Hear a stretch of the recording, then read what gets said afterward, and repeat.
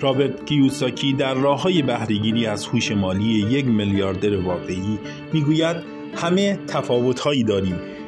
نقاط ضعف و قوت هر کسی متفاوت است. همچنین فرایندها، چالش‌ها و مشکلات متفاوتی داریم. خیلی‌ها ذاتاً فروشنده‌اند، ولی من نبودم. اولین مشکلم ناتوانی برای غلبه بر ترس از فروش و وحشت از عدم پذیرش بود. برخی‌ها کارآفرین به دنیا می‌آیند. من اینگونه نبودم. باید کارآفرینی را یاد می‌گرفتم. این نکته را می‌گویم تا تأکید کنم قرار نیست شما لزوماً فروش یا کارآفرینی را یاد بگیرید. شاید فروشنده به دنیا آمده باشید. این فرایند شخصی من بود. شاید در مورد شما صادق نباشد. اولین قدم برای افزایش ضریب هوش مالی: 1. درآمد بیشتر.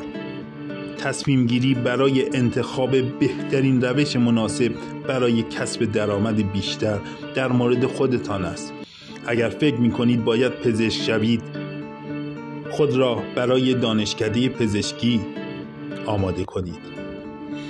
اگر قرار است یک گلف باز حرفه‌ای شود، شروع کنید.